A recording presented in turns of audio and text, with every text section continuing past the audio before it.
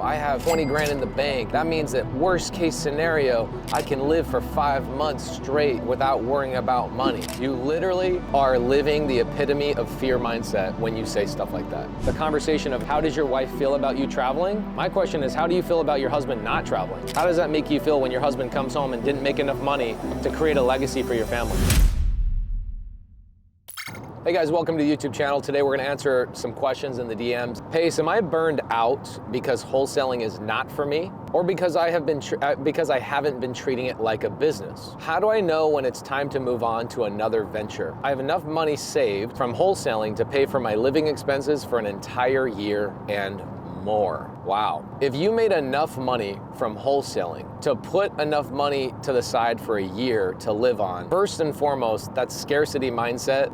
I used to do this too. I'd be like, oh, I have 20 grand in the bank. That means that worst case scenario, I can live for 5 months straight without worrying about money. You literally are living the epitome of fear mindset when you say stuff like that, okay? I used to think that way too. Why are you not instead of using that money for safety purposes, why don't you use that money to hire somebody to actually help you run your business? I mean, you just said right there in that thing, 1, you know how to wholesale. 2, you've made enough money to stack up enough for a yearly expense budget. And then 3, you specifically said, I don't treat this like a real business. What if you hired somebody? What if you hired an operations manager? What if you hired an assistant? What if you hired somebody to actually help you in your business and scale your business? So for me, my wholesale business doesn't require me anymore. Why is the conversation of I should quit a business that has made me enough money? You have learned a skill that other people are trying to learn, and you've done it well enough that you've saved a year of income, and your first question is, should I quit? No, you should learn the next skill, which is hiring people, managing people, and building an actual automated,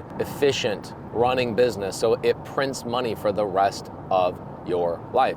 Like Zach, at some point you think you're gonna take your camera and go, I'm really good at this, I have a lot of customers, but I really don't like this because I have to do all the work myself. Or do you think you're gonna say, it's time for me to start hiring some people underneath me to do the type of filming that I don't need to be putting my hands on? Duplicate myself. Duplicate yourself, yeah. Right? That's my answer. The answer is stick with wholesaling, stick with real estate investing, stick with finding deals. What is the process of wholesaling anyway, other than the ability to find quality houses at a low price? That is one of the most valuable skills on the freaking planet. And if you also have a year of income or a year of money saved, why wouldn't you go start buying some rentals? Because the rentals start chipping away at your requirement to make more money, okay? Like the properties that you and I are gonna go see today, Zach, these 2 properties alone pay for all my living expenses, just these 2 properties in Lafayette. Just these 2? Just these 2. I mean, it's 250 units, so yeah, it's a lot. It's 250 people paying me rent every single month. So, but it's two units. Do I say I'm gonna quit now because I got enough money? No, now it's my job to take what I've learned and compound that, give that to other people, and become a go-giver. Go help 100 other people, bro. First and foremost, how dare you be so selfish that you learned a skill and your thought is, I'm gonna quit because I don't like it, like a little baby, versus saying, how do I take this skill that I've learned and go help 10 other people that are struggling and don't know how to do it? That should be the question. How do you keep the hunger? You just said these 2 properties I was gonna go see takes care of your bills. I think I have an eternal feeling of missing out on everything. Meaning, bro, I'd never had Willie Mae's chicken before. I've never had that cornbread before in my life, right? That we had the other night. That was the most fire cornbread of my life. And when you experience those moments of like, wow, don't you want to just go find another moment like that tomorrow? Living life is just an amplification of higher quality experiences in a condensed, faster period of time. Money allows you to do that. So I want to go, bro, I want to go live in Paris for a year. I want to make a TV show with my kids traveling around the world and helping other people buy real estate. I got so many dreams. I got so many things I want to accomplish. I got so many things that when I learn, you ever learn something and it just gets you, like, you feel the momentum of the day. You're like, man, I just learned something. You feel pumped and amplified. And so I want to stay in that state of being all the time. When I was your age, I was a year older than you, I wrote a suicide note to myself, 24 years old. I didn't write the suicide to myself. I wrote the suicide note to my younger brother. And I was like, I'm killing myself tomorrow morning. I'm gonna drive my car into head-on traffic and kill myself. And the thing that kept me from doing that is realizing that I would probably kill the other person as well. And I didn't want to go out as a murderer. And then I started thinking like, wow, I don't want to go out as a murderer. What do I want to go out as a quitter, as a sissy, as somebody gives up? Hell no. And then literally an hour later, my mom called me and said, hey, I love you. Hopefully, I hope you're doing okay. I've been there too, man. I know the opposite feeling. And so all these little feelings of elation, or these feelings of dopamine, or these feelings of progress become the moments that I'm chasing. How does your wife feel about you traveling so much? What does your support village look like at home? One of the questions that my wife gets all the time is like, how do you deal with pace? And how do you deal with pace working all the time? Here's my question. How do y'all deal with your broke ass, lazy ass motherfucking husband sitting at home on the couch watching sports every motherfucking day? How do you deal with that? How do you deal with a husband that doesn't have purpose? How do you deal with a husband that the only thing he can do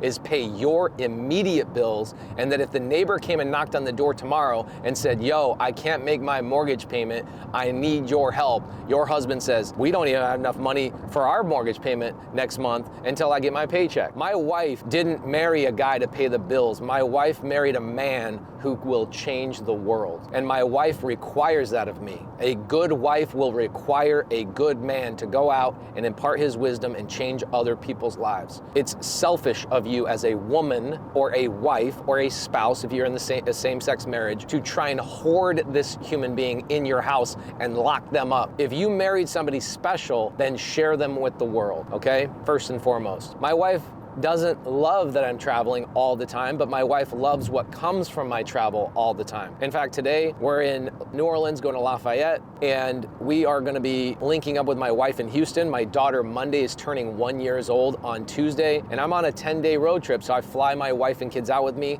and they'll spend a lot of time with me on the road. Here's another thing that's really tough. All right, so there's men out there that they come home and they do exactly what their wife tells them to do, which is like, go make your 60 grand, your 100 grand, your 200 grand a year, your 300 grand a year. Guys, I can tell you in 10 years, 300 grand is nothing. In 10 years, 500 grand is nothing. You gotta be constantly investing. And my wife married a warrior, dude. I'm gonna go out and fight for my family. I'm gonna make sure that my kids have opportunities that my parents never gave me, because that's my duty. That's my responsibility. Why is it my responsibility? Because my freaking grandfather, Glenn Morby, worked 2 jobs to support his kids. He worked at the power plant, and he worked an after-hours clerk job for his entire life, okay? My dad also worked 2 jobs to support his kids his entire life. My dad's 65 years old, I think maybe a little bit older now. He's still working. It is my duty to make my children, to not waste everything that they put into order. It is my responsibility to make sure that my kids are better off because I put in the work.